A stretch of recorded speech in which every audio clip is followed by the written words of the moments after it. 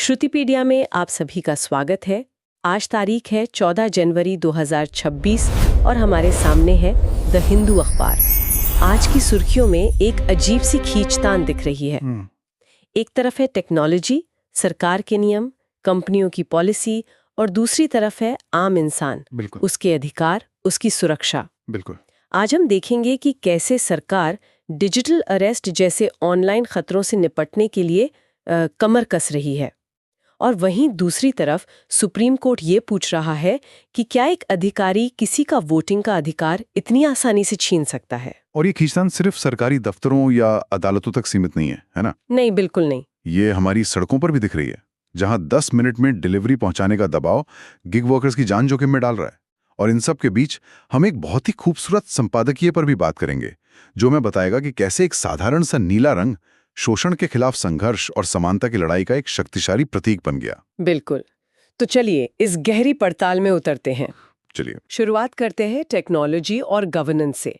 खबर है कि केंद्र सरकार ने डिजिटल अरेस्ट और ऑनलाइन फ्रॉड जैसे साइबर अपराधों से लड़ने के लिए एक इंटर डिपार्टमेंटल कमेटी मतलब IDC बनाई है। सुनने में तो ये एक और सरकारी कमेटी लगती है। क्या इसमें कुछ अलग है? देखिए, इसमें जो सबसे अलग और महत्वपूर्ण बात है वो है इसका whole of government approach. Whole of government. हाँ, पहले क्या होता था कि साइबर क्राइम को सिर्फ पुलिस या ज्यादा से ज्यादा IT मंत्रालय की जिम्मेदारी माना जाता था। सही बात है। लेकिन अब इस कमेटी की संरचना देखिए। इसमें IT मंत्रालय, टेलीकॉम विभाग, विदेश मंत्रालय, RBI, CBI, NIA सब शामिल हैं। अच्छा, मतलब सभी बड़े खिलाड़ी एक साथ? बिल्कुल। ये इस बात का संकेत है कि सरकार अब डिजिटल अपराध को सिर्फ एक तकनीकी समस्या नहीं मान रही। तो फिर क्या मान रही है? वो इसे राष्ट्रीय सुरक्षा, वित्तीय स्थिरता और यहाँ तक के विदेश नीति से जुड़ी एक बड़ी चुनौती के तौर पर देख रही है। लेकिन एक सवाल मन में आता है, क्या इस तरह की हाई पावर कमेटी असल में जमीन पर कोई बदलाव ला पाएगी? या ये सिर्फ कागजी कार्रवाई बनकर रह जाएगी? अक्सर ऐसी कमेटियों की रिपोर्टें धूल फेंकती रहती हैं। आपका सवाल बिल्कुल जायज है। देखिए, इसका असली असर तो इसके काम करने के तरीके पर ही निर्भर करेगा। लेकिन ये अप्रोच कम से कम एक बात तो सुनिश्चित करता है, तालमेल, कोऑर्डिनेशन। हाँ, ऑर्डिनेशन। जब एक ऑनलाइन फ्रॉड होता है तो पैसा एक बैंक से दूसरे में जाता है, सिम कार्ड किसी और राज्य का होता है और अपराधी शायद किसी दूसरे देश में बैठा हो। एग्जैक्टली। ऐसे में जब तक RBI, टेलीकॉम कंपनी और विदेश मंत्रालय मिलकर काम नहीं करेंगे, अपराधी को पकड़ना नामुमकिन है। ये कमेटी उसी तालमेल की पहली सीढ़ी है। UPSC के नजरिए से देखें तो ये शासन में साइलो को तोड़ने के एक बेहतरीन उदाहरण है।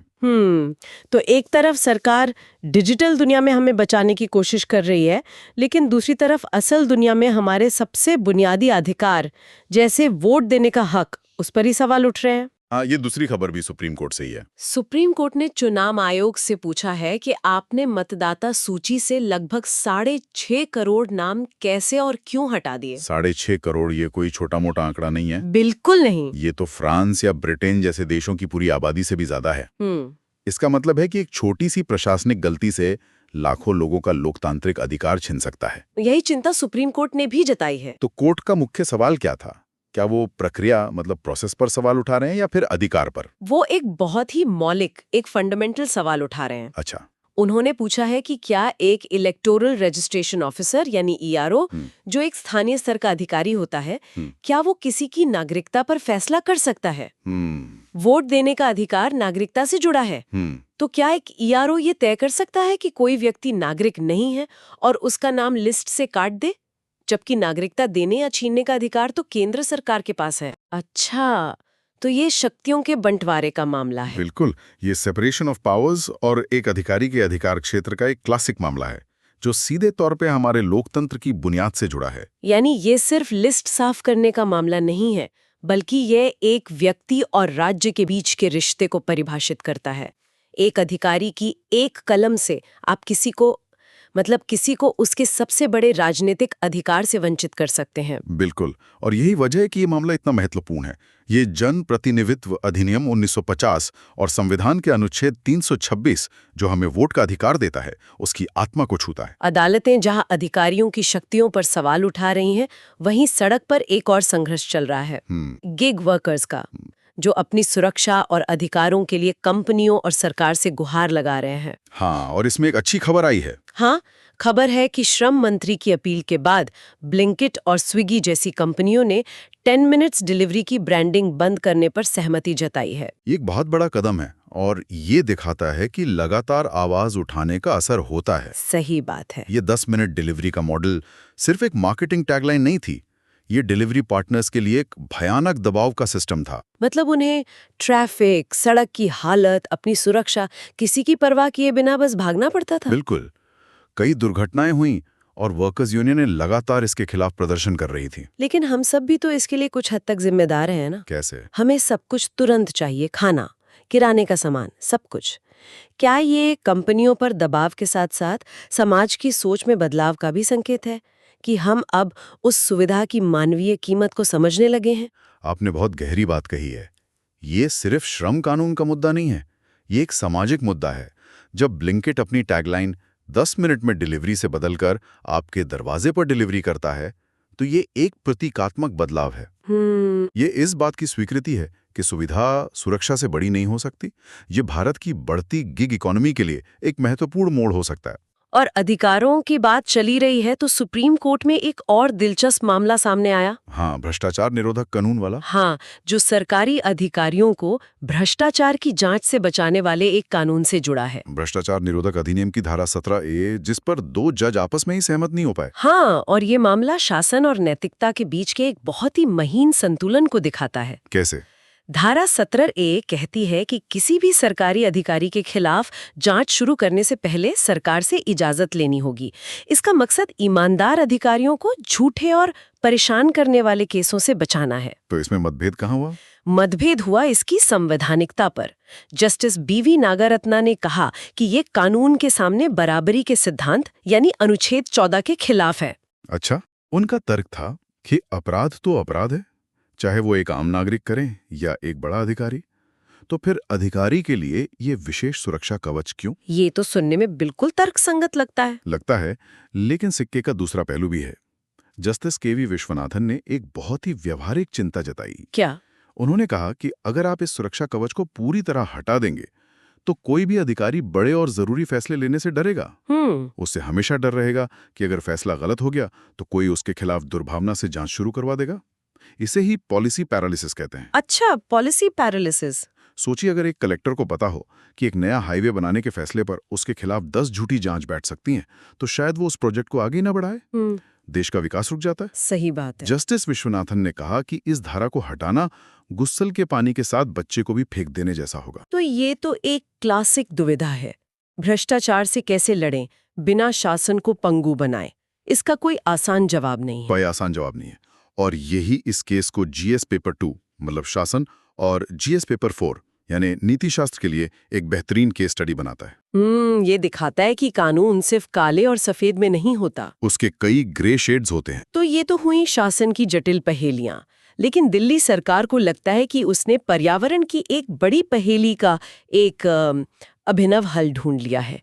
वे अब हवा साफ करके पैसा कमाएंगे। हाँ, ये कार्बन क्रेडिट्स की योजना है। ये पर्यावरण और अर्थव्यवस्था को जोड़ने का एक बहुत ही दिलचस्प मॉडल है। इसे थोड़ा आसान शब्दों में समझाएंगे? जरूर। आसान शब्दों में, दिल्ली सरकार जब इलेक्ट्रिक बसें चलाकर, पेड़ लगाकर या सोलर प्लांट लगाकर कार्बन उत्सर्जन कम करेगी तो उसे उसके बदले में कार्बन क्रेडिट्स मिलेंगे। ठीक है, क्रेडिट्स मिल गए और फिर इन क्रेडिट्स का क्या होगा? सरकार इन क्रेडिट्स को राष्ट्रीय और अंतर्राष्ट्रीय बाजार में उन कंपनियों या देशों को बेच सकती है जिन्हें अपने उत्सर्जन लक्ष्यों को पूरा करना है, लेकिन वे खुद ऐसा नहीं कर पा रहे हैं। और उससे जो पैसा आएगा उसे दिल्ली के विकास कार्यों में लगाया जाएगा। सुनने में तो ये क्रांतिकारी लगता है, पर क्या ये वाकई प्रैक्टिकल है? मैंने सुना है कि कार्बन क्रेडिट का बाजार बहुत अस्थिर होता है। इसकी कीमतें बहुत ऊपर नीचे होती हैं। क्या हम अपनी लोक कल्याणकारी योजनाओं को इतने अस्थिर रेवेन्यू पर टिका सकते हैं? आपकी आशंका सही है। कार्बन मार्केट अभी भी विकसित हो रहा है और उसमें अस्थिरता है। ये कोई गारंटेड इनकम का स्रोत नहीं है, लेकिन इसे एक अतिरिक्त राजस्व स्रोत और पर्यावरण संरक्षण को प्रोत्साहित करने के एक तरीके के रूप में देखा जाना चाहिए। ये एक प्रयोग है और अगर ये सफल होता है तो ये देश के दूसरे शहरों के लिए भी एक मिसाल बन सकता है। मतलब ये दिखाता है कि जलवायु परिवर्तन से लड़ना सिर्फ एक खर्चा नहीं है, बल्कि ये आर्थिक अवसर भी पैदा कर सकता है। बिल्कुल। और विज्ञान की दुनिया से एक चिंताजनक खबर भी है। पश्चिम बंगाल में निपाह वायरस के 2 संदिग्ध मामले सामने आए हैं। हाँ, निपाह का नाम सुनते ही केरल में हुई त्रासदियां याद आ जाती हैं। बिल्कुल। ये एक गंभीर वायरस है और प्रीलिम्स के लिए इसके बारे में कुछ बातें जानना बहुत जरूरी है। जैसे कि सबसे पहली, ये एक जूनोटिक वायरस है, यानी ये जानवरों से इंसानों में फैलता है। इसका प्राकृतिक घर फ्रूट बैट्स यानी फल खाने वाले चमगादड़ हैं। अच्छा, ये संक्रमित चमगादड़ सूअर या फिर किसी संक्रमित व्यक्ति के सीधे संपर्क में आने से फैलता है। इसकी मृत्यु दर बहुत ज्यादा है और अभी तक इसका कोई पक्का इलाज या वैक्सीन नहीं है। तो इसे रोका कैसे जाता है? कॉन्टैक्ट ट्रेसिंग और आइसोलेशन ही इसे रोकने का सबसे कारगर तरीका है। चलिए, अब आज के सबसे विचारोत्तेजक हिस्से पर आते हैं और बात करते हैं उस एक चीज की जो इन सभी संघर्षों, चाहे वो एक वोटर का हो, एक गिग वर्कर का हो या एक ईमानदार अधिकारी का, को एक धागे में पिरोती है। प्रतीक यानी सिंबल्स। बिल्कुल। आज का संपादकीय जिससे टीएम कृष्णा ने लिखा है, एक ऐसे ही प्रतीक के बारे में है, नीला रंग। ये एक असाधारण लेख है। यह हमें बताता है कि एक रंग सिर्फ रंग नहीं होता, उसकी अपनी राजनीति होती है, एक इतिहास होता है। अच्छा। कृष्णा इसकी शुरुआत 1859 के बंगाल के नील विद्रोह से करते हैं, जहां किसानों ने ब्रिटिश बागान मालिकों के शोषण के खिलाफ आवाज उठाई थी, जो उनसे जबरदस्ती नील की खेती करवाते थे। तो यहाँ नीला रंग शोषण का प्रतीक था। हाँ, और फिर इसी कहानी को गांधी जी ने चंपारण में आगे बढ़ाया, है ना? हाँ, वो भी तो नील किसानों का ही सत्याग्रह था। बिल्कुल। लगभग 60 साल बाद गांधी जी ने उसी शोषण के खिलाफ आवाज उठाई। लेकिन इस लेख का सबसे शक्तिशाली हिस्सा तब आता है जब कृष्णा इस कहानी को डॉक्टर B.R. अम्बेडकर से जोड़ते हैं। हम सब ने अम्बेडकर की मूर्तियां देखी हैं, जिसमें वे अक्सर एक नीला सूट पहने होते हैं। ये सिर्फ एक फैशन नहीं था। तो उस नीले सूट का क्या महत्व था?